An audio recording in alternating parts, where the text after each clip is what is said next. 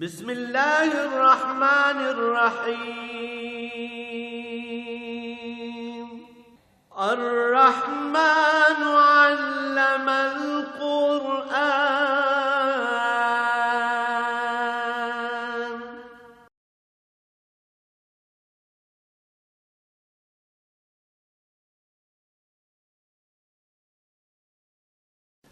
الحمد للہ رب العالمین والصلاة والسلام علی حبیبہ محمد وآلہ وصحبہ اجمعین اعوذ باللہ من الشیطان الرجیم بسم اللہ الرحمن الرحیم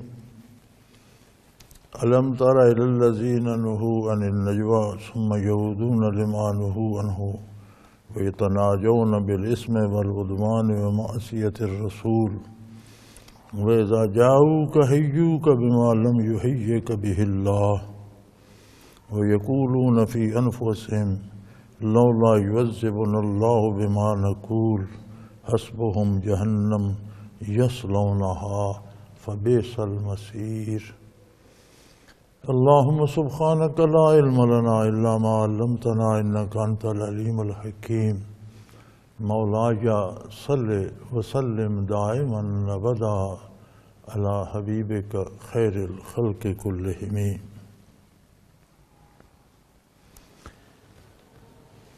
فرمایا آپ ذرا ان لوگوں کو دیکھیے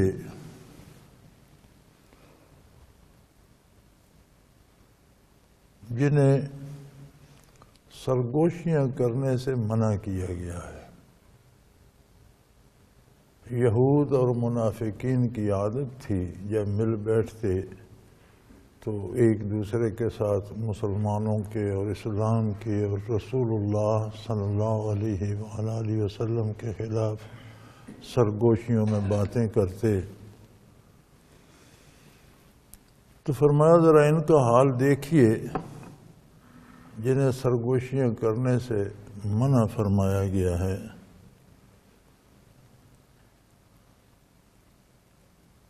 وَيَتَنَاجَوْنَ بِالْإِثْمِ وَالْعُدْوَانِ وَمَعْصِيَةِ الرَّسُولِ، اس کے باوجود یہ پھر ایسی سرگوشیاں کرتے ہیں جن میں گناہ پوشیدہ ہے اور نبی علیہ الصلوۃ والسلام کی نافرمانی ہے، ظلم اور زیادتی کی باتیں ہیں۔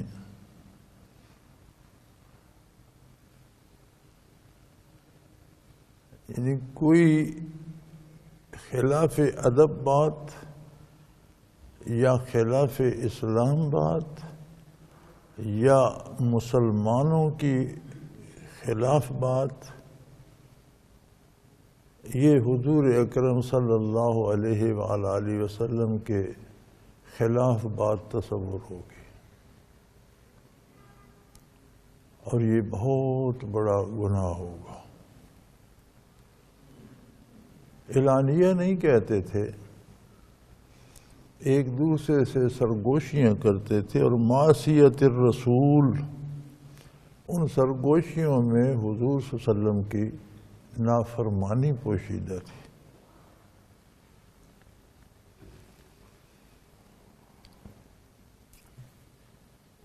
تو اندازہ کیجئے کہ بارگاہ رسالت مآب صلی اللہ علیہ وآلہ وسلم کے آداب کی حالت کیا ہے اور کیا عالم ہے کہ سرگوشی میں بھی خلاف اسلام یا جس کام کی حضور نے اجازت نہیں دی اس کام کے بارے سرگوشی میں بھی بات نہ کی جائے۔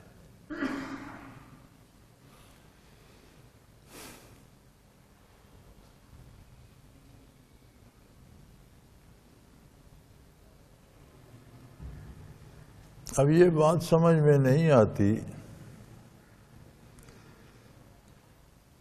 کہ ماشاءاللہ ربیع الاول مبارک آ رہا ہے، مبارک مہینہ ہے، سارے دن ہی مبارک ہیں، دن مبارک یا منحوس ہوتے ہیں انسانی عقیدے اور کردار کے ساتھ۔ ایک ہی دن، ایک ہی لمحہ، ایک وقت کے ایک آدمی کے لیے مبارک ہے اور دوسرے آدمی کے لیے منحوس ہو سکتا ہے، جیسا اس کا عقیدہ، عمل اور کردار ہے۔ تو جس بارگاہ میں سرگوشی میں خلاف شریعت بات کرنا سوء ادب اور یہودیوں کی، کافروں کی اور منافقوں کی عادت ہے، اگر مسلمان سر عام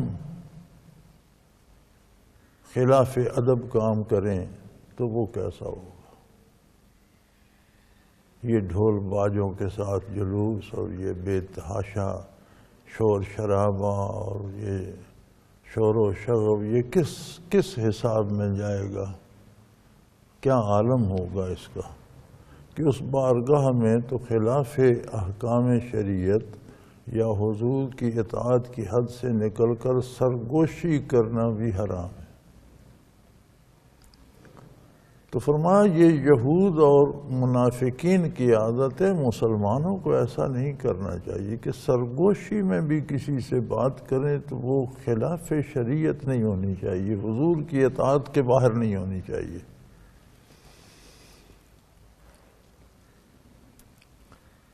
وَإِذَا جَاءُوكَ حَيُّوكَ بِمَا لَمْ يُحَيِّكَ بِهِ اللَّهُ، اور جب آپ کی بارگاہ میں آتے ہیں تو آپ کو ایسی دعا دیتے ہیں جو اللہ نے نہیں دی۔ یہود اور منافقین، اللہ نے دعا سکھائی ہے کہ مومن جب مومن سے ملتا ہے تو السلام علیکم کہتا ہے، اللہ کی سلامتی ہو تم پر۔ یہ دعا اللہ کریم نے سکھائی ہے۔ وہ کہتا ہے وعلیکم السلام، تم پر بھی اللہ کی سلامتی ہو۔ یہ سلام کی بجائے السلام علیکم کہہ دیتے، لام کاٹ لیتے، سام کہتے ہیں موت کو، تو یہ کہتے ہیں السلام علیکم، یعنی آپ پر موت آ جائے۔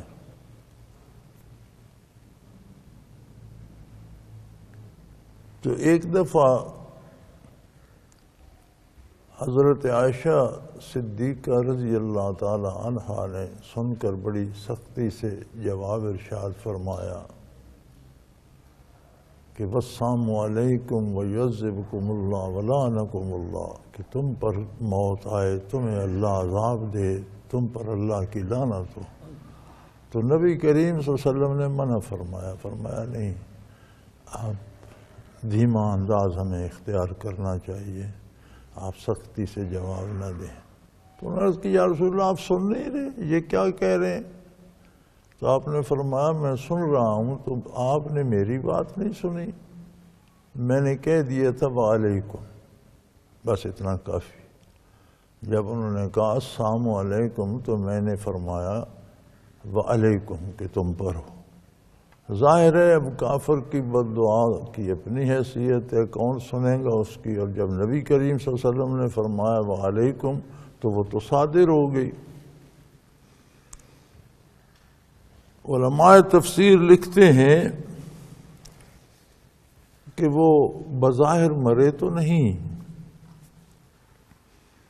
ظاہری موت تو نہیں ہوئی، لیکن حقیقی موت ان کی ہو گئی، جن کو حضور صلی اللہ علیہ وسلم نے جواب میں فرمایا وعلیکم تم پر موت وارد ہو، ان کی روحانی موت وارد ہو گئی، پھر انہیں توبہ کی توفیق نصیب نہیں، پھر وہ کفر اور نفاق پر ہی مر کر جہنم کا ایندھن بن گئے۔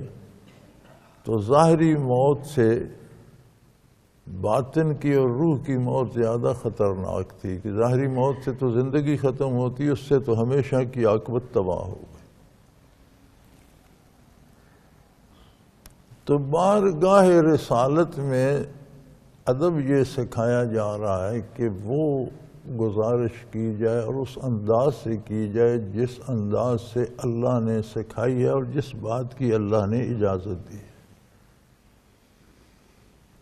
اور کافروں کی مشابہت اختیار نہ کی جائے کہ وہ سرگوشیاں کرتے ہیں۔ اب سرگوشی میں اگر مشابہت جائز نہیں ہے تو تو باقی امور زندگی میں کافروں سے مشابہت کب جائز ہوگی؟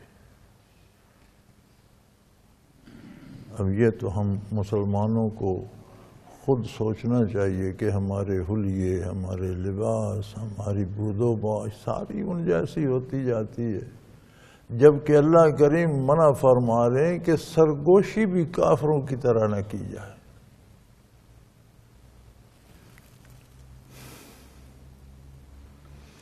اور اس کے بعد بھی یقولون فی انفسہم لولا یعذبنا اللہ بما نقول، پھر یہ ایک دوسرے سے کہتے ہیں کہ دیکھو ہم نے گستاخی کر لی تو پھر ہم پر کوئی عذاب تو نہیں آیا۔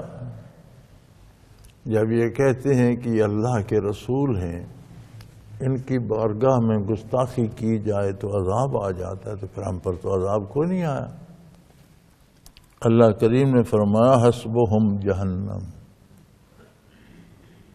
یہ دنیا کے عذابوں سے وہ عذاب بہت بڑا ہے جو تم پر وارد ہو گیا، تم جہنم کا ایندھن بن گئے ہو۔ جب تم نے بارگاہ رسالت میں گستاخی کی تو تم جہنم کا ایندھن بن گئے ہو۔ یصلونہا، تمہیں وہیں جانا پڑے گا، دوزخ میں داخل ہونا پڑے گا۔ فبئس المصیر، اور بہت بری جگہ ہے۔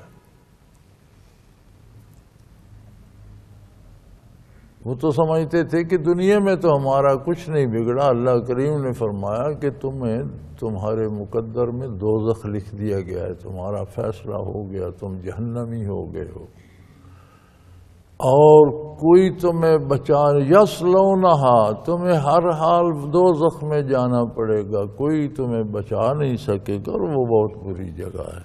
اب اس سے بڑا عذاب کیا ہوگا؟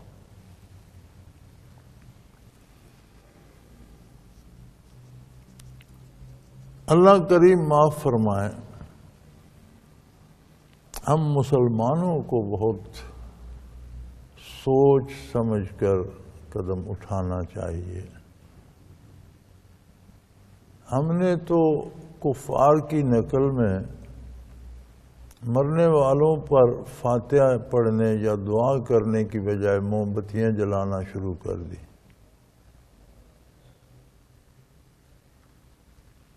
مسلمانوں کا طریقہ تھا کہ دعا کرتے تھے مرنے والے کے لیے، نماز جنازہ بھی دعا ہے، ویسے بھی مرنے والوں کے لیے دعا کرنا اچھی بات ہے۔ نبی کریم صلی اللہ علیہ وسلم جنت البقیع تشریف لے جایا کرتے تھے اور دعا فرمایا کرتے تھے، سنت ہے۔ قبرستان جانا چاہیے، اہل قبور کے لیے اللہ سے دعا کرنی چاہیے اور عبرت حاصل کرنی چاہیے کہ کل مجھے بھی یہیں آنا ہے۔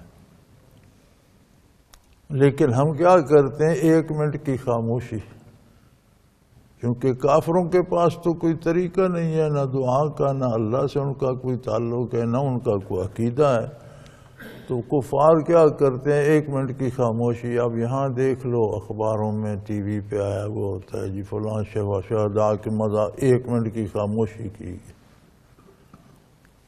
تو ہم کیا چاہتے ہیں؟ کہاں تک جانا چاہتے ہیں کافروں کی مشابہت میں؟ اللہ کریم معاف فرمائے، من تشبہ بقوم فہو منہم، او کما قال رسول اللہ صلی اللہ علیہ وسلم، کہ جو جس قوم کی مشابہت اختیار کرے گا روز حشر اسی قوم میں اسے شمار کیا جائے، انہی لوگوں میں اسے کھڑا کیا جائے گا، انہی کے ساتھ اس کا حساب کتاب ہوگا۔ اور پھر اتراتے ہیں اور کہتے ہیں ہم پر عذاب تو کوئی نہیں ہے۔ فرمایا اس سے بڑا کیا عذاب ہے کہ تم جہنم کے ایندھن بن گئے۔ دنیا کا عذاب، بیماری آ گئی، ٹانگ ٹوٹ گئی، نقصان ہو گیا، خیر ہے اگر اخروی نجات ہو جائے تو یہ تو معمولی باتیں ہیں، دنیاوی زندگی تو ویسے بھی ختم ہونے والی ہے۔ اللہ کریم نے اس بے ادبی کی سزا میں تم پر جہنم کا عذاب مسلط کر دیا اور تم سے توبہ کی توفیق چھین لی۔ یہ بڑا سخت عذاب ہے کہ تمہیں باتوں کی سمجھ ہی نہیں آتی، تمہیں کوئی سمجھاتا رہے تمہارے پلے نہیں پڑتی، اسی پر اصرار کیے جا رہے ہو،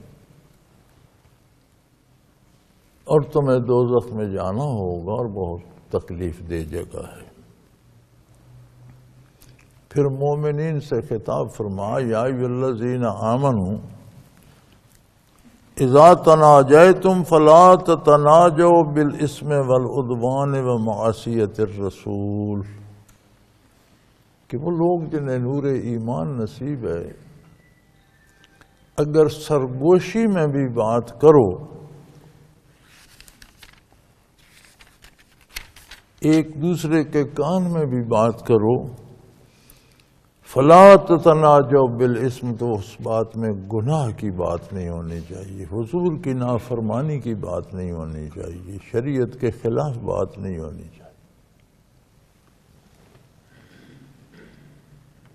کیا عظمت رسالت ہے اور بارگاہ رسالت کے آداب کا یہ عالم ہے کہ جب تم نے کلمہ طیبہ قبول کیا، پڑھ لیا، اللہ نے تمہیں نور ایمان عطا فرمایا، تو اب سرگوشی میں بھی کوئی ایسا کلمہ نہ کہو جس کا کرنا شریعت میں منع ہے۔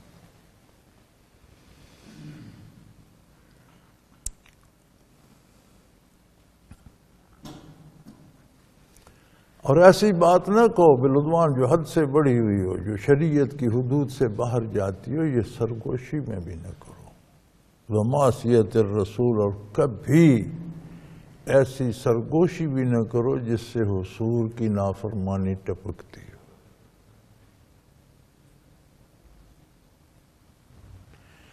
یہ آداب اللہ کریم، اللہ جل شانہ سکھا رہے ہیں۔ اب تو یہ دیکھنے میں آتا ہے نا کہ روضہ اطہر پہ بھی دھکم پیل ہو رہی ہے۔ خصوصاً میں نے یہ دیکھا کہ جب خواتین کی طرف کا کھلتا ہے، خاص وقت دن کو خواتین کو دیا جاتا ہے، تو بڑی دھکم پیل ہوتی ہے۔ مردوں کی طرف تو پھر وہ پولیس کنٹرول رکھتی ہے۔ تو یہ بارگاہ رسالت کے آداب میں سے ہے کہ آرام سے، ادب سے جاؤ، قریب جگہ نہیں ملی دور سے سلام عرض کر لو، جہاں تک جگہ ملتی ہے وہاں سے کسی کو دھکا نہ دو، کسی کو ہٹاؤ نہیں۔ خیال رکھو کہ ہم بارگاہ رسالت میں ہیں، اور خواتین کو خصوصی خیال رکھنا چاہیے، بڑے شوق سے حج پر جاتی ہیں، اللہ سب کا حج قبول کرے، زیارت کے لیے جاتی ہیں، لیکن وہاں محبت اور عشق بھی آداب کے پابند ہیں۔ یہ کوئی محبت نہیں کہ آپ دھکے شکے دے کر آگے نکل جاؤ تو کچھ نہیں حاصل ہوگا، الٹا جرم بن جائے گا، اللہ کریم ناراض ہوں گے کہ بارگاہ رسالت میں آواز بلند نہ کی جائے، سرگوشی میں بھی بات کی جائے تو حضور کی اتباع کی حد سے باہر نہ کی جائے۔ وَتَنَاجَوْا بِالْبِرِّ وَالتَّقْوَى، اگر سرگوشی میں بھی بات کرو تو نیکی اور تقوی کی بات کرو۔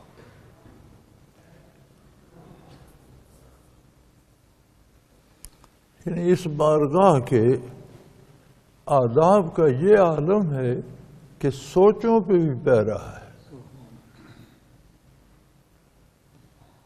کوئی خلاف دین بات بندہ سوچے گا تو کسی سے چھپ کر بھی تو کرے گا، تو گویا یہ سوچ ہی غلط ہے۔ اور سرگوشی میں بھی چھپ کر کانا پھوسی کرنا جس میں اطاعت پیغمبر نہ ہو، گناہ کی بات ہو، فلاں کو مار دیں، فلاں سے رشوت لے لیں، فلاں کی چوری کر لیں، فرمایا یہ سرگوشی بھی حرام ہے، اس میں نبی کریم صلی اللہ علیہ وسلم کی نافرمانی ہے۔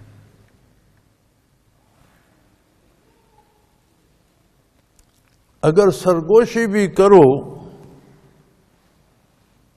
تو نیکی اور تقوی کی بات کرو۔ ہر وہ بات نیکی ہے جس کے کرنے کی شریعت اجازت دیتی ہے، جو سنت کے مطابق کی جائے۔ اور تقوی، اللہ سے تعلق کی بات کرو۔ یہ یاد رکھو اللہ کریم سن رہے ہیں، اللہ سے تعلق بنانے کی بات کرو، بگاڑنے کی نہ کرو۔ اور نبی کریم کی اطاعت کی حدود کو مت پھلانگو، اس کے اندر سرگوشی بھی کرو تو اس کے اندر کرو، چہ جائے کہ تم برسر بازار اور سڑکوں پر اور شہروں میں اور ہلہ گلا اور شور شرابہ کر. واتقوا اللہ، اپنا تعلق اللہ سے قائم رکھو. سبحان اللہ. سرگوشی میں بھی نبی کریم صلی اللہ علیہ وسلم کے ادب کے خلاف یا بے ادبی کی بات ہوگی تو جو تمہارا اللہ سے تعلق ہے وہ متاثر ہوگا. اللہ کریم تمہیں قبول نہیں فرمائے گا. تو اپنا رشتہ اللہ کریم سے استوار رکھو. واتقوا اللہ، تعلق اللہ سے قائم رکھو.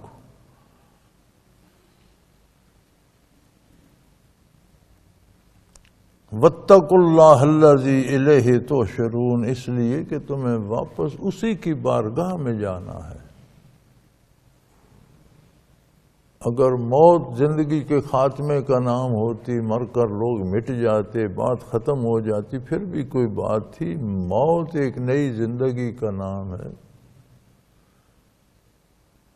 اور پھر تمہیں میدان حشر میں اللہ کے روبرو جانا ہے. وہ تمہارا مالک ہے، خالق ہے، رب ہے، پروردگار ہے.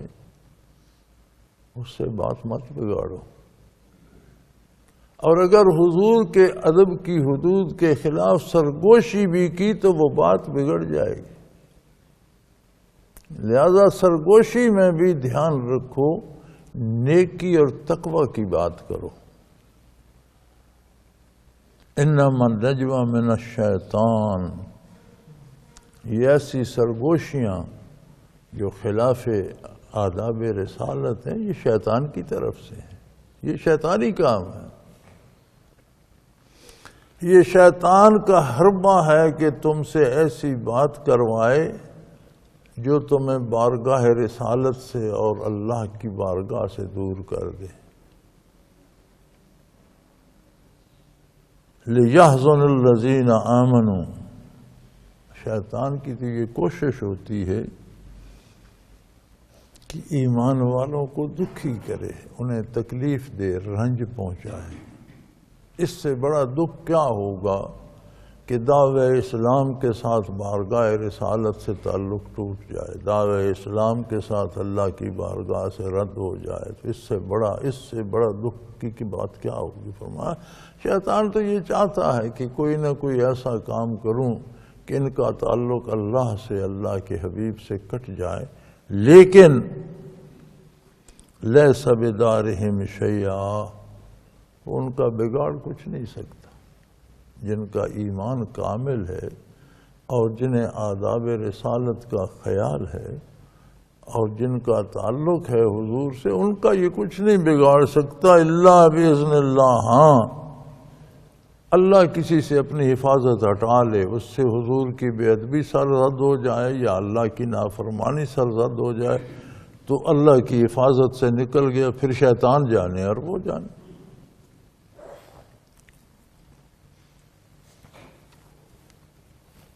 ایک زبان زد عام محاورہ بھی ہے کہ ایک جھوٹ کو چھپانے کے لیے 20 جھوٹ اور بولنے پڑتے ہیں.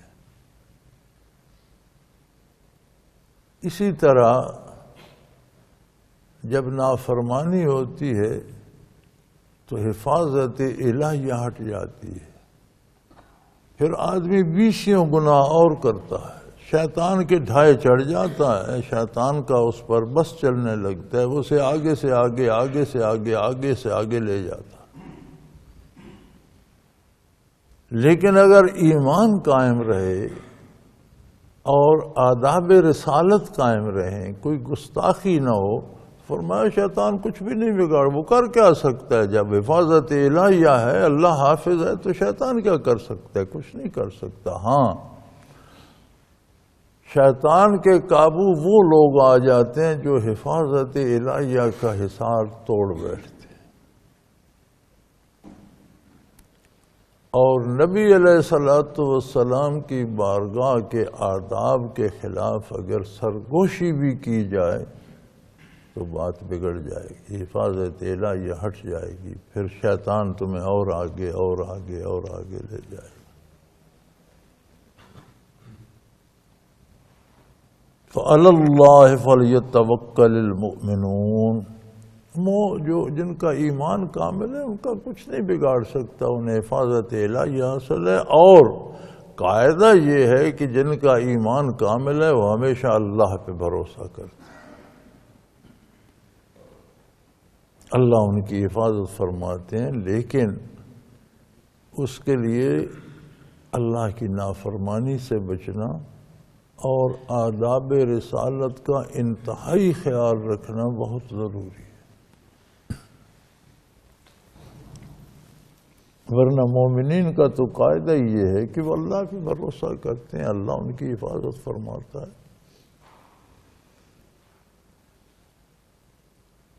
یہ سارے آداب بارگاہ رسالت چل رہے ہیں۔ فرمایا یا ایھا الذین آمنوا اذا قیل لکم تفسحوا فی المجالس فافسحوا، اگر بارگاہ رسالت پناہی میں تم بیٹھے ہو، کچھ اور لوگ آ گئے ہیں، تمہیں کہا جائے کہ جگہ دو تو انہیں جگہ دو۔ یہ لالچ نہ کرو کہ ہم بیٹھے رہیں اور کوئی نہ بیٹھ سکے، نہیں، جو اور آ گئے ہیں انہیں بھی جگہ دو۔ یفسح اللہ لکم، اللہ تمہارے لیے فراخی پیدا کر دیں گے۔ آداب مجلس میں یہ ہے کہ بارگاہ رسالت میں ہو، کچھ لوگ بیٹھے ہو، کچھ بعد میں آ گئے ہیں، تو تم اپنی گزارشات پیش کر چکے ہو، اب اس لالچ میں نہ بیٹھے رہو، انہیں جگہ دو، انہیں گزارشات پیش کرنے دو، تو تم اللہ کی رحمت سے معروم نہیں ہوگے کہ ان کے لیے جگہ چھوڑی، قریب بیٹھے تھے تھوڑے دور ہو گئے، تو اللہ عطا کرنے والا ہے، وہ تمہارے لیے فراخی پیدا کر دے گا۔ وَإِذَا قِيلَ انشُزُوا فَانشُزُوا، اگر یہ کہہ دیا جائے کہ اب تم لوگ چلے جاؤ، دوسروں کو جگہ دو، تو اٹھ جایا کرو، یہ محسوس نہ کرو کہ مجھے ہی بیٹھے رہنا ہے۔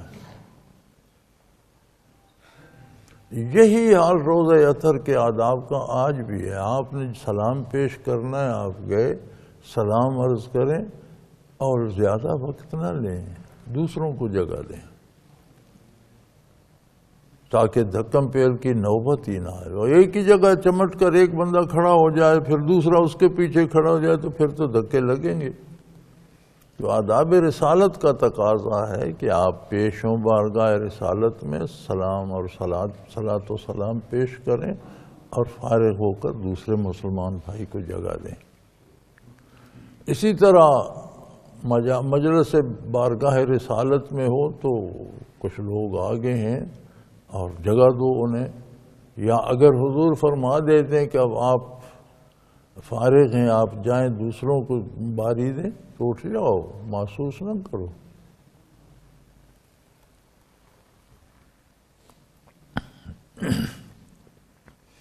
یرفع اللہ الذین آمنوا منکم، چونکہ اللہ نے عطا کرنی ہے نعمتیں، اور ہر انعام اطاعت پیغمبر میں ملے گا، اپنی مرضی سے نہیں کہ ہم یہاں جعلی عطر سے چمٹے رہیں تو ہمیں زیادہ مل جائے گا، وہ اس نے دینا ہے۔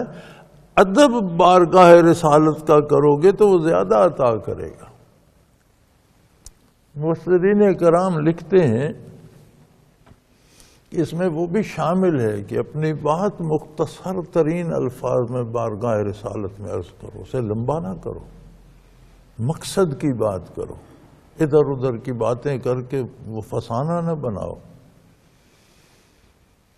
کہ علماء فرماتے ہیں کہ جو علماء حق اور اہل اللہ اور مشائخ اعظام جانشین ہوتے ہیں انبیاء کے، لوگ عقیدت میں ان کے پاس جمع ہو جاتے ہیں، تو فرمایا یہی آداب وہاں بھی ہیں کہ کچھ جو پہلے آگے وہی چمٹ کے نہ بیٹھے رہیں، اپنی بات عرض کریں، دوسرے آنے والوں کو جگہ دیں۔ اگر وہ کہہ دیں کہ اب مجھے فرصت دو، اٹھ جاؤ، تو محسوس نہ کرو، اٹھ جاؤ، جیسا وہ کہتے ہیں ویسا کرو۔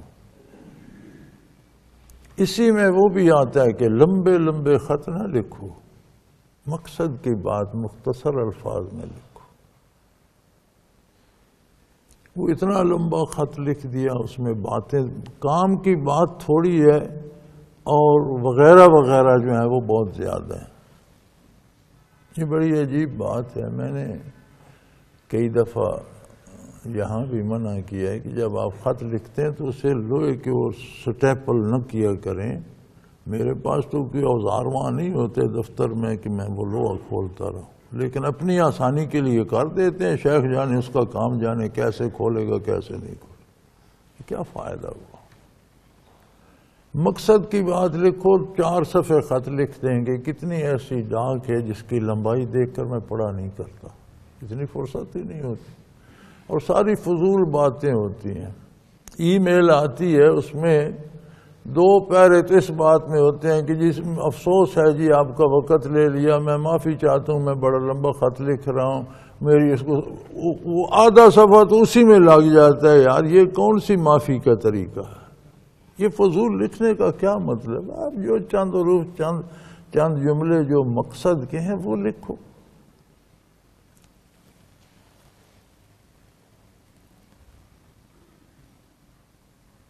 والذین اوتوا العلم درجات، جن لوگوں کو اللہ کریم نے علم دیا ہے، یعنی جو عظمت رسالت کو جانتے ہیں، جن کے دلوں میں اتباع رسالت کی تڑپ ہے. عالم کون ہوتا ہے؟ ہمارے ہاں ہے کہ جو یہ حروف اور الفاظ اور جملے فکرے لکھنا پڑھنا جانتا ہے، بہت سی کتابیں پڑھ گیا، وہ عالم ہو گیا. میاں یہ علم نہیں ہے. جتنا ہم لکھتے پڑھتے ہیں یہ خبر ہے. آپ کے پاس اخبار جمع ہوتی رہتی ہیں، خبریں جمع ہوتی رہتی ہیں دماغ میں. ان جملوں ان الفاظ کے اندر جو کیفیات ہیں، جب وہ دل میں اترتی ہیں تو وہ علم بنتا ہے. تو یہ ضروری نہیں کہ عالم وہی ہے جو الف بے جیم پڑھ سکتا ہے. نہیں، جس کے دل میں عظمت پیغمبر ثبت ہو گئی، جس کے دل میں اطاعت الہی کا جذبہ جم گیا، وہ عالم ہے. اور جس کے دل میں کیفیات نہیں آئیں اور ساری عمر لکھتا پڑھتا رہا، تو یہ لکھنا پڑھنا تو کافروں کو بھی نصیب ہو جاتا ہے. اب انہیں عالم شمار کیا جائے. مستشرقین ایک طبقہ ہے اہل مغرب کا، وہ جنہوں نے دینی علوم پر تحقیق کی، اور اس تحقیق کا نتیجہ یہ نصیب ہوا کہ انہوں نے دین پر تحقیق اس لیے کی کہ کہاں کہاں اعتراض کیے جا سکتے ہیں. اب انہیں ہم عالم تسلیم کریں گے؟ اللہ کریم فرماتے ہیں یہ جاہل ہیں، یہ جہالت ہے. یہ محض اعتراض برائے اعتراض علم تو نہیں ہے، یہ تو جہالت ہے. لکھنا پڑھنا جانتے ہیں تو کیا ہوا، کتابیں پڑھ لیں تو کیا ہوا، 3-4 زبانیں سیکھ لیں تو کیا ہوا. ان کے دل میں وہ درد، وہ کیفیت، وہ تعلق اللہ سے، اللہ کے حبیب سے ہے نہیں. تو اس سے بڑی جہالت کیا ہوگی؟ ایک آدمی ایک لفظ نہیں لکھ سکتا، ایک لفظ نہیں پڑھ سکتا، لیکن اس کے دل میں اطاعت پیغمبر صلی اللہ علیہ وسلم کا جذبہ ہے، اطاعت الہی کا دریا ٹھاٹھیں لے رہا ہے. وہ اللہ کے نزدیک وہ عالم ہے، وہ جانتا ہے. والذین اوتوا العلم، اور یہ علم اللہ عطا کرتا ہے. جب بندے میں طلب سچی پیدا ہوتی ہے وہ عطا کر دیتا ہے. یہ مدرسوں میں نہیں ملتا، یہ عطا الہی ہوتی ہے. اور یہ حقیقی طلب اور تڑپ سے عطا ہوتا ہے. ان کے بلند درجات ہیں. جہلاء کی بات نہیں، علماء کے درجات بہت بلند ہیں. لیکن عالم کون ہے؟ جس کے دل میں وہ کیفیات علمی آ گئی، عظمت رسالت آ گئی، عظمت الہی آ گئی، اور اس پہ وہ جب دل میں کیفیات آتی ہیں تو ان کا اظہار عمل سے، کردار سے بھی ہوتا ہے. اس کا کردار سدھر جاتا ہے. واللہ بما تعملون خبیر، تم جو کچھ بھی کرتے ہو اللہ کو سب پتہ ہے، اللہ اس سے واقف ہے.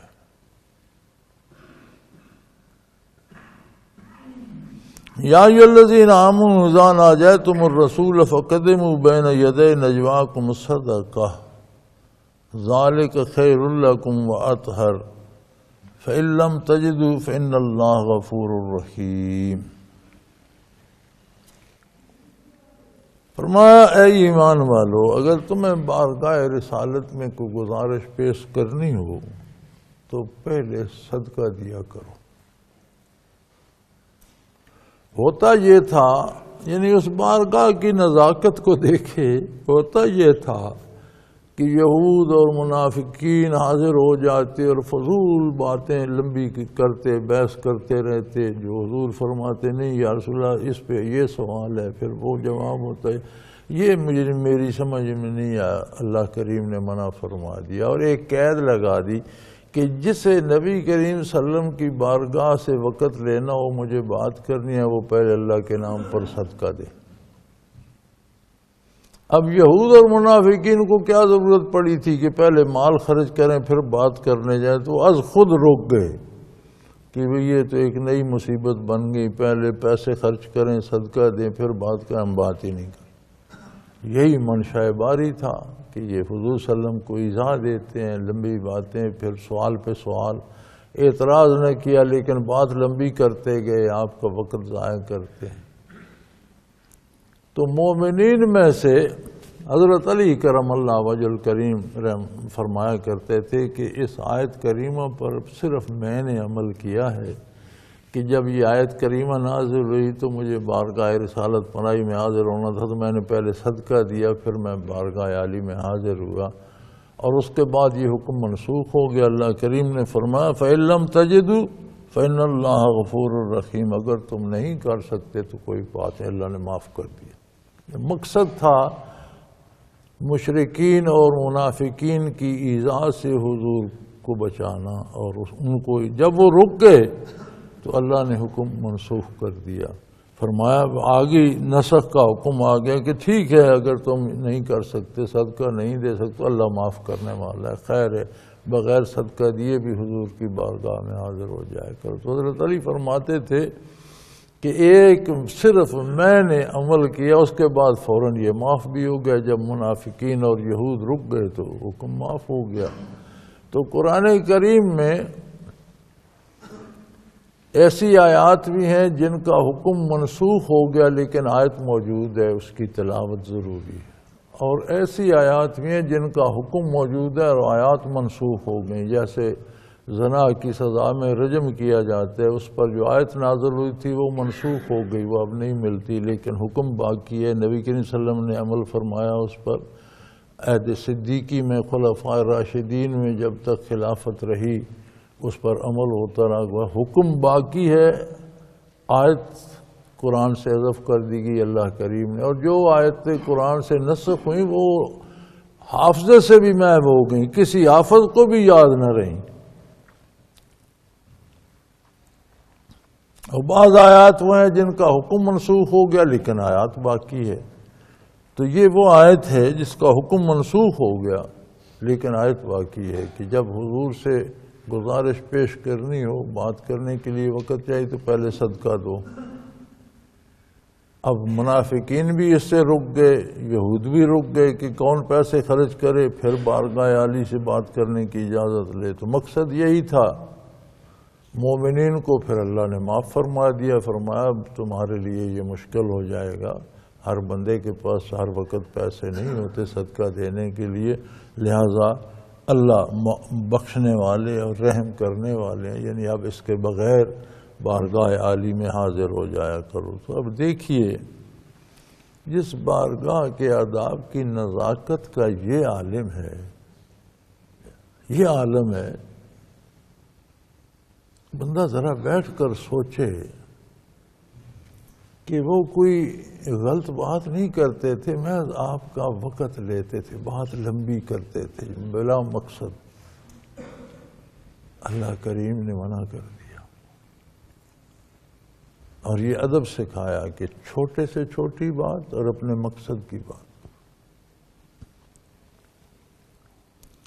اور ہماری عادت ہے، میرے پاس وہ فون کرے گا پھر وہ شروع ہو جائے گا، جی میں فلاں سال سے بیعت ہوں، میں فلاں ساتھی مجھے، بھئی اس کی کیا ضرورت ہے؟ آج تم نے فون کیا ہے، جو کام ہے وہ بتاؤ، وہ کئی منٹ تو اس میں لگ جائیں گے کہ میں فلاں سال سے بیعت ہوں، فلاں ساتھی مجھے لایا تھا، پھر میرا فلاں تبادلہ ہو گیا، اب میں دبئی میں ہوں۔ اللہ کے بندے، ان باتوں سے مجھے کیا ہے؟ تم میرا وقت لے رہے ہو۔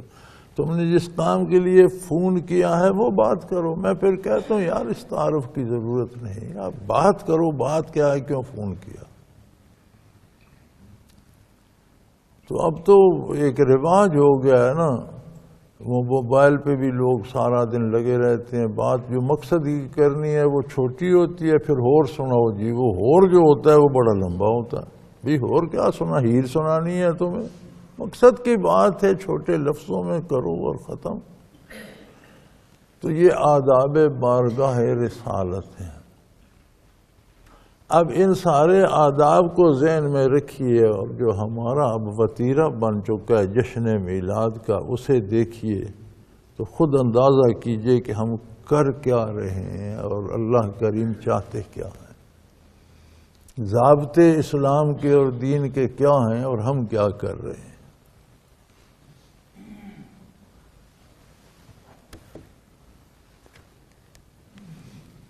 اشفقتم ان تقدموا بین یدی نجواکم صدقات فاذ لم تفعلوا وتاب اللہ علیکم واقیموا الصلاة وآتوا الزکاة واطیعوا اللہ ورسولہ واللہ خبیر بما تعملون۔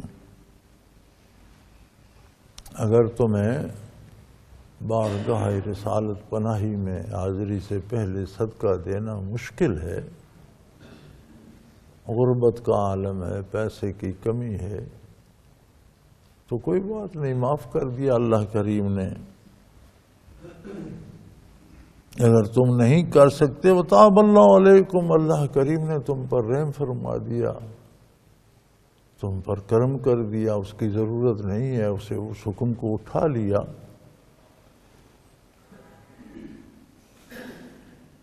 فَأَقِیمُوا الصَّلَاةَ وَآتُوا الزَّکَاةَ، لیکن نمازیں قائم کرو، زکوٰۃ دو، یعنی دنیاوی امور میں، مالی معاملات میں، معاشرت میں، معیشت میں بھی اللہ اور اللہ کے رسول کی اطاعت کرو، اور عبادات میں بھی اقیم الصلاۃ، جو عبادات حضور نے سکھائی ہیں اس کے مطابق وہ عبادات عطا کرو۔ اپنی طرف سے گھڑ لینا کوئی عبادت نہیں ہوتی کہ ہم خود کوئی گھڑ لیں چیز اور وہ جیسا یہ جشن ولادت ہم نے گھڑ لیا، یہ عبادت نہیں بنتی۔ عبادت وہ ہے جو نبی کریم صلی اللہ علیہ وسلم نے تعلیم فرمائی، اس کی حدود و قیود معین فرمائی، وہ عبادت ہے۔ تو اطاعت میں عقیدے، عبادت، عمل کے اعتبار سے ہر حال سے پوری کوشش کرو کہ اطاعت کا حق ادا ہو۔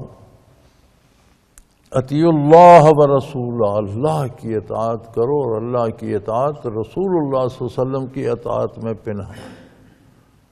تم نہیں سمجھ سکتے کہ اللہ کی اطاعت کیا ہے، اللہ کس بات میں ناراض ہے، کس بات پہ راضی ہے، یہ تمہیں اتباع محمد الرسول اللہ کرنا ہوگا۔ آپ کے ارشادات کی روشنی میں چلو گے تو وہ اللہ کی اطاعت بھی ہوگی۔ واللہ خبیر بما تعملون، اور یہ یاد رکھو تم جو کچھ کر رہے ہو اللہ کریم کو خبر ہے، تم اللہ کے روبرو کر رہے ہو، اللہ سے کوئی حال، کوئی بات، کوئی وقت چھپا ہوا نہیں ہے۔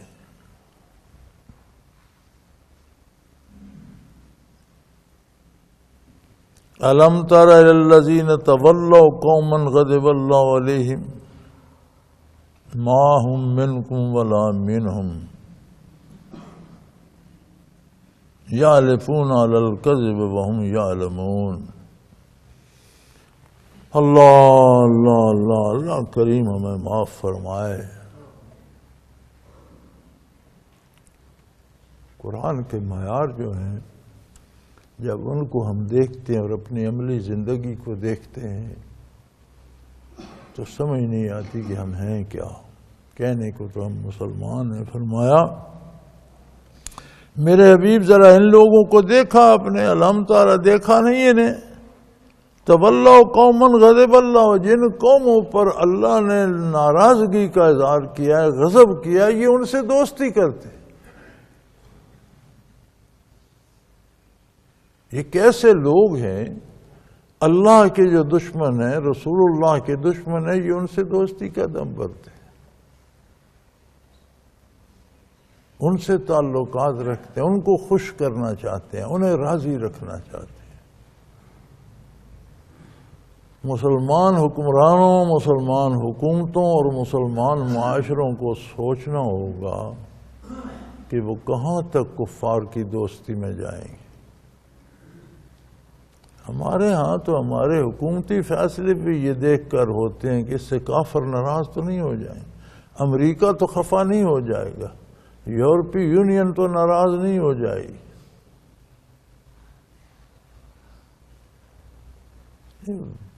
پتہ نہیں ہم کہاں کھڑے ہیں، کیسے ہیں۔ کفار سے تعلق کا، قطع تعلق کا اللہ نے حکم نہیں دیا۔ آپ کفار سے لین دین کر سکتے ہیں، حلال چیزوں کا، حرام کا نہیں۔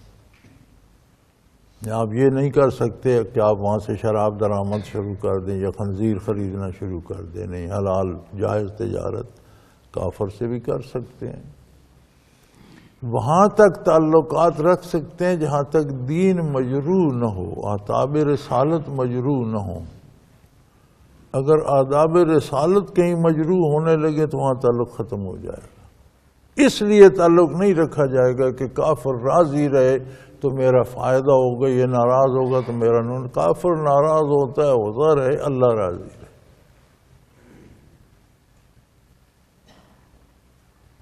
آپ کافر کا مال نہیں چھین سکتے، عزت نہیں چھین سکتے، جان نہیں لے سکتے بلا عذر شرعی۔ شریعت جہاں حکم دے گی وہ بات الگ ہے، لیکن یہ نہیں کہ آپ مسلمان کہلوائیں اور پیروی کافر کی کریں، حلیہ بھی ویسا بنا لیں، لین دین بھی ویسا، حرام حلال سود کھانا شروع کر دیں، چونکہ کافروں کی معیشت سودی ہے، ہم بھی سود کھائیں، نہیں، یہ نہیں جائز۔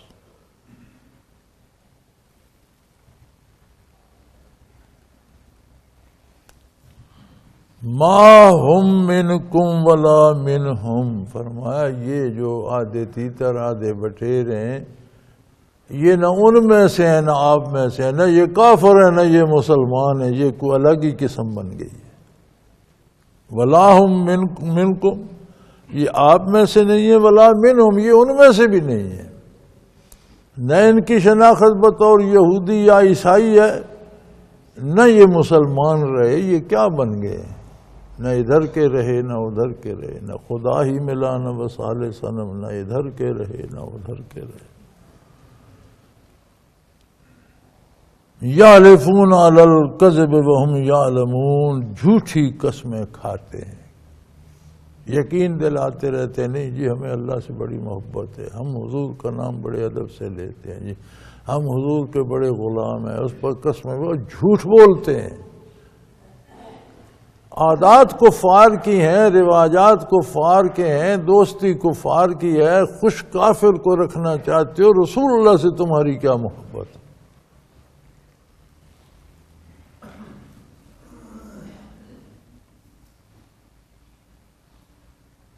اور یہ جان بوجھ کر یہ جھوٹ بولتے ہیں، جانتے یہ بھی ہیں کہ ہم رضائے باری پر، رضائے مصطفیٰ صلی اللہ علیہ وسلم پر کافر کی رضا کو ترجیح دے رہے ہیں۔ یہ اتنے بھولے نہیں ہوتے، انہیں پتہ ہے کہ ہم کیا کر رہے ہیں، لیکن پھر اپنے سچا ہونے پر قسمیں جھوٹ بولتے ہیں۔ اعد اللہ لہم عذابا شدیدا، فرمایا ان کے لیے اللہ نے کافروں سے بھی سخت عذاب رکھے۔ یہی نفاق ہے۔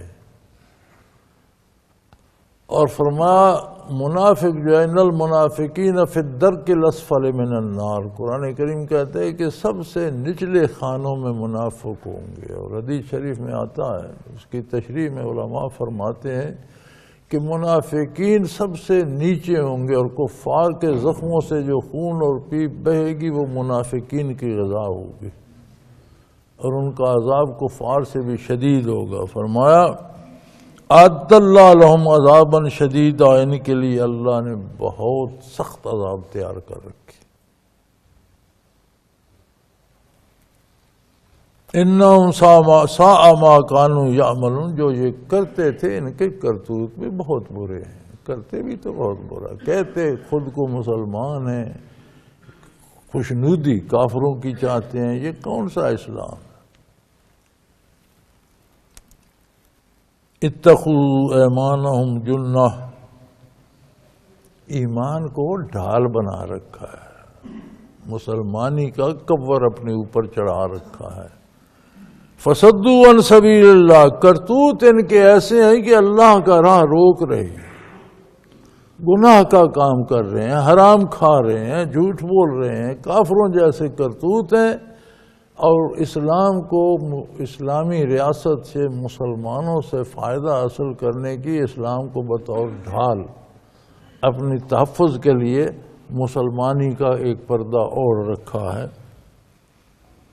اتخذوا ایمانہم جنۃ، ایمان کو اپنے کو ڈھال بنایا ہوا ہے، اور فصدوا عن سبیل اللہ، کرتوت ایسے ہیں کہ لوگوں کو بھی اللہ کی راہ سے روک رہے ہیں، لوگوں کو بھی سود کھلا رہے ہیں، لوگوں کو بھی جھوٹ میں، حرام میں، بدکاری میں مبتلا کر رہے ہیں، لوگوں کو بھی کنجر خانے اور تماش بینی کا عادی بنا رہے ہیں۔ آپ ذرائع ابلاغ جو حکومت نے اجازت دی اس کی اجازت سے چل رہے ہیں، اور جو خود سرکاری ہیں ان کو دیکھ لیں، 24 گھنٹے کا اگر تجزیہ کریں تو کام کی باتیں 1 گھنٹہ بھی نہیں ہوں گی، باقی 23 گھنٹے سوائے بے حیائی کے کچھ بھی نہیں ہے۔ فرمایا کرتوت یہ ہے، اور کلمہ بھی پڑھ رہے ہیں، ہم مسلمان ہیں، اسلام کو ڈھال بنا رکھا ہے۔ وَلَهُمْ عَذَابٌ مُّهِينٌ، ایسے لوگوں کے لیے اللہ کے ہاں ذلت کے عذاب ہیں، یہ دنیا میں بھی ذلیل رہتے ہیں، رسوا ہوتے ہیں۔ اِنَّا لِلَّهِ وَإِنَّا إِلَيْهِ رَاجِعُونَ، اس سے بڑی رسوائی کیا ہوگی یار؟ ہم نے پاکستان بنتے دیکھا، تو ہمارے دیہات میں رواج ہے، کسی سے کہے نا جی وہ فلاں کی، وہ کہتے ہیں وہ میرے ہاتھوں میں پیدا ہوا تھا، یعنی میں اس وقت بالغ ہوش مند تھا جب یہ پیدا ہوا، تو کہتے ہیں میرے ہاتھوں میں پیدا ہوا۔ یہ پاکستان ہمارے ہاتھوں میں پیدا ہوا، ہم نے اسے بنتے دیکھا۔ تب سے اب تک کوئی ایسا حکمران مجھے بتائیں جو عزت و احترام سے الگ ہوا، جس پر چوری کا الزام نہ لگا ہو، جس کے پیچھے پولیس نہ بھاگی ہو، جسے جیل نہ جانا پڑا ہو، کوئی فہرست بنائے، کوئی قتل کر دیا گیا، کوئی قید کر دیا گیا۔ یہ کیسے لوگ ہیں؟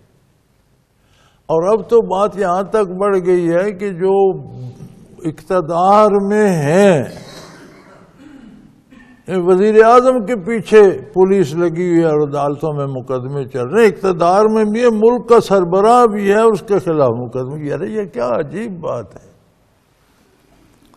فرمایا لہم عذاب مہین، ان کے لیے ذلت کا عذاب ہے، انہیں عذاب بھی ہوگا، ذلیل بھی ہوں گے۔ اور آخرت جو ہے وہ حقیقت ہے، دنیا ایک سایہ ہے، ایک پرتو ہے، آخرت کو دوام ہے، ہمیشہ رہنے والی ہے، دنیا وقتی طور پر جو کمزور طرف ہوتی ہے اس پر مضبوط طرف کا سایہ پڑتا ہے۔ تو دنیاوی زندگی کا آخرت کا سایہ جو ہے وہ پڑتا رہتا ہے، جو آخرت میں ذلیل ہیں وہ دنیا میں بھی ذلیل ہوتے رہتے ہیں۔ تو فرمایا دیکھ لو، کہنے کو ملک کے حکمران ہیں، حقیقت دیکھ لو، لوگ گالیاں دے رہے ہیں، خلاف نعرے لگا رہے ہیں، گو گو کر رہے ہیں، پولیس پیچھے پھر رہی ہے، عدالتوں میں مقدمے چل رہے۔ کون سی عزت ہے، کون سا یہ طرح؟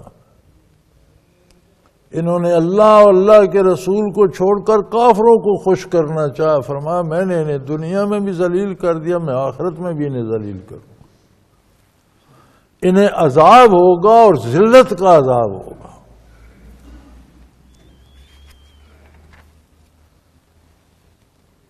لن تغنی عنہم اموالہم، یہ لوٹ لوٹ کر دولت جمع کرتے رہیں، کیا وہ انہیں دوزخ سے بچا لے گی؟ کام نہیں آئے گی دولت۔ اور دنیا کی ذلت سے بھی نہیں بچا سکے گی. کھربوں روپے ان کے پاس جمع ہوں گے لیکن یہ دنیا میں رسوا ہو رہے ہوں گے. آخرت میں بھی اسی طرح عذاب بھی ہوگا، ذلیل بھی ہوں. لن تغنی عنہم اموالہم، لوٹی ہوئی دولت انہیں کام نہیں آئے گی. ولا اولادہم، اور نہ ان کے بیٹے بیٹیاں اولادیں کسی کام آئیں گی جن کی خاطر لوٹ لوٹ کر اور محلات بنا بنا کر جمع کرتے رہے، کوئی کام نہیں آئے گا. من اللہ شیء، اللہ کی بارگاہ سے یہ رتی برابر بھی رعایت نہیں دلوا سکیں گے، کسی کام نہیں آئیں گے. اولئک اصحاب النار، ایسے لوگ جہنم کے رہنے والے ہیں. ہم فیہا خالدون، اور اس میں ہمیشہ ہمیشہ ہمیشہ رہیں گے. بظاہر مسلمان خود کو کہتے رہے، عملاً اسلام کے خلاف چل رہے ہیں. حکومتیں بناتی ہیں، شریعت کورٹ بن گئی. ضیاء الحق مرحوم نے ایک عدالت نئی بنا دی کہ تمام فیصلوں کو شریعت کے مطابق جانچا جائے اور وہ قوانین جو ہیں سارے اس میں پیش کیے جائیں جو شریعت کے خلاف ہے ختم کیا جائے. اس میں مقدمہ گیا سود کا.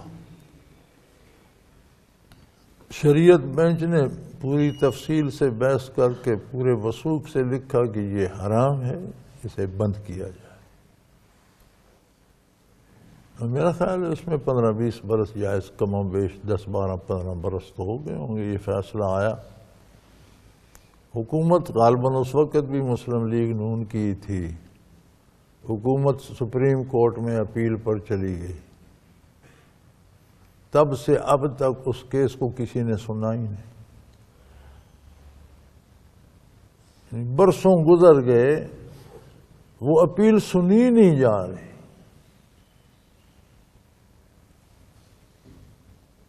فرمایا اولئک اصحاب النار، یہ جہنم کے باسی ہیں. دین کی مخالفت دوزخ جانے کا سبب ہے، زبانی دعوے نجات نہیں دلائیں گے. ہم فیہا خالدون، وہاں ہمیں گویا ان کا ایمان ختم ہو گیا. غلطی کرنا اور بات ہے، گناہ کا صادر ہو جانا، اس غلطی کو درست جائز حلال سمجھنا تو کفر. اور کفر کیا ہے؟ حرام کو حلال سمجھنا کفر ہے، حلال کو حرام سمجھنا کفر ہے. بلکہ فقہا تو یہاں تک لکھتے ہیں کہ کوئی کسی کی مرغی چرا لے اور چوری کی مرغی کھانا چاہے تو اسے ذبح نہ کرے، کاٹ کر کھا لے، تکبیر نہ پڑے اس پر.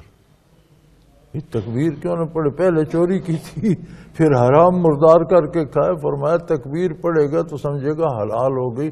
حرام کو حلال سمجھنا کفر ہے. مردار کھائے گا تو گناہگار ہوگا، اسے حلال سمجھ کر کھائے گا تو کافر ہو جائے گا. حرام کو حلال نہ سمجھا جائے. اگر ایسا کوئی کرے گا تو اسلام کی ڈھال بنائے رکھے، میں مسلمان ہوں میں مسلمان ہوں، اندر سے نہیں. اللہ کریم جانتے ہیں انہیں جہنم میں داخل ہونا ہوگا اور وہاں ہمیشہ ہمیشہ رہنا ہوگا.